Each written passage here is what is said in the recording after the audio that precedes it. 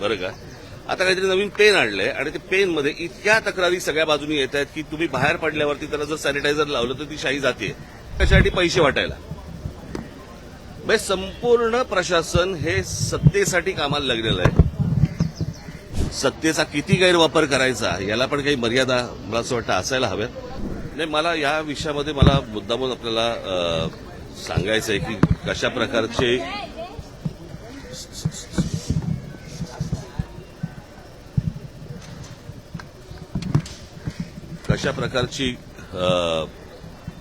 सरकार ही कशा प्रकारची सिस्टीम चालवते की ज्या वेळेला आम्ही या गोष्टींची सुरुवात केली मला असं वाटतं थोडंसं मी तुम्हाला अगोदर सांगणं पण गरजेचं आहे की ये न केने प्रकारे निवडणुका जिंकायच्या आणि त्याच्यासाठी जे काही वाटेल ते करता येईल त्याच्या सगळ्या गोष्टी सरकार आणि प्रशासन म्हणजे तुम्हाला तर माहिती असेल की हा दुबारचा विषय आला. दुबारच्या विषयामध्ये पहिल्यांदा त्यांनी सांगितलं की आमचा काही संबंधच नाही, असं काही नाहीच आहे. आणि मग त्याच्यानंतर मग काहीतरी 10 लाख मुंबईमध्ये त्यांनी जाहीर केले वगैरे.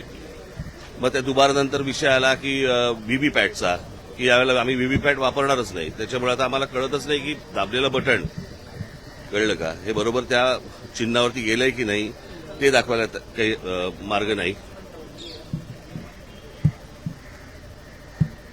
मार्ग नाही. आणि मग ते सगळं झालं. त्या सगळ्या गोष्टींनंतर आता नवीन काहीतरी काढलं की त्यांनी काहीतरी आता ते पाडू नावाचं काहीतरी यंत्र आता उद्या काहीतरी मतमोजणीच्या वेळेला वापरणार. म्हणजे विरोधी पक्ष वगैरे या नावाची काही गोष्ट ठेवायचीच नाही. दुसऱ्या पक्षाने निवडणुका लढायच्याच नाहीत. सरकारने ठरवायचं की कशा प्रकारे निवडणुका जिंकायच्या. जे त्यांनी विधानसभेच्या वेळेला केलं ते आता हे सगळं करायचा प्रयत्न करतायत. होऊ देणार नाही तो भाग वेगळा. परंतु आता हे मशीन आणलंय. हे मशीन कोणत्याही राजकीय पक्षाला दाखवलेलं नाहीये. बरं, हे मशीन आणल्यावरती त्याचं क्लॅरिफिकेशन त्याची स्पष्टता ही निवडणूक आयोगाने द्यायची. ते देत नाहीयेत. मागितल्यानंतर पत्र पाठवल्यानंतर पण ते देत नाहीयेत. आणि आज तर अजूनच वेगळं काहीतरी की बाबा आजपर्यंत ती इंक लावली जायची. बरं का. आता काहीतरी नवीन पेन आणलंय आणि ते पेनमध्ये इतक्या तक्रारी सगळ्या बाजूनी येत आहेत की तुम्ही बाहेर पडल्यावरती त्याला जर सॅनिटायझर लावलं तर ती शाई जाते. म्हणजे आता कालचं घ्या तुम्ही, एक दिवस वाढवून दिला उमेदवारांना की तुम्ही मतदारांपर्यंत जाऊ शकता. आता हा असा कुठचाही नियम नाही जो कोणत्याही निवडणुकांमध्ये वापरला नाही. तो अचानक नवीन आणला. म्हणजे ते परत ते कशासाठी पैसे वाटायला म्हणजे संपूर्ण प्रशासन हे सत्तेसाठी कामाला लागलेलं आहे. आम्ही आमच्या परीने जे काही करायचंय ते करतोच आहोत. बरं का. परंतु ही काही चांगली लोकशाहीची लक्षणं नाहीत.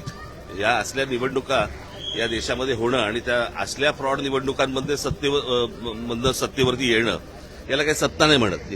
या सगळ्या गोष्टीला माझं फक्त नागरिकांना आणि माझ्या सर्व शिवसैनिकांना महाराष्ट्र सैनिकांना मला फक्त एवढंच सांगणं सगळीकडे सतर्क राहा या सगळ्या याच्यामध्ये की कशा प्रकारे आता इथे छबिलीदासला कुठेतरी इथं एक दुबार सापडला, त्याला आता पोलिसांनी पकडलंय. तर हे सगळ्या ठिकाणी सगळ्या गोष्टी सुरू असणार. सत्तेचा किती गैरवापर करायचा याला पण काही मर्यादा मला असं वाटतं असायला हव्यात. परंतु नागरिकांना आणि मला असं वाटतं की तिथल्या माझ्या शिवसैनिकांनी आणि महाराष्ट्र सैनिकांनी याच्यामध्ये सतर्क राहावं आणि कोण दुबार येत आहेत आणि कोण शाही पुसतायत आणि काय करतायत याच्यावरती त्यांनी लक्ष ठेवावं एवढीच फक्त इच्छा. जर कायदा हातात घेतला तर त्यांच्यावर कारवाई केली जाईल असं अमित साटम यांनी सकाळी सांगितलं. नाही, प्रश्न अमित साटमने ह्या गोष्टी बोलू नयेत. आता कळलं का. आज निवडणुकीचा आज मतदानाचा दिवस आहे. आम्हाला जे हवं ते आम्ही करू.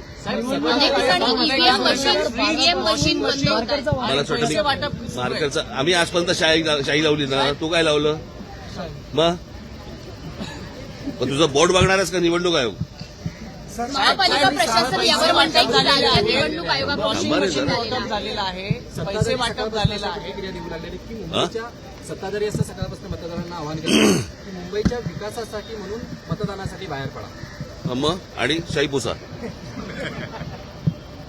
पुसा परत जा, परत मतदान करा, परत बाहेर या, शाही पुसा. हा विकास ठीक आहे. आपण सतर्क राहावं. आणि मला असं वाटतं की आपण सर्व पत्रकार बांधव भगिनी आपल्याला पण माझी विनंती आहे की या सगळ्या गोष्टींवरती आपण बारीक लक्ष ठेवावं.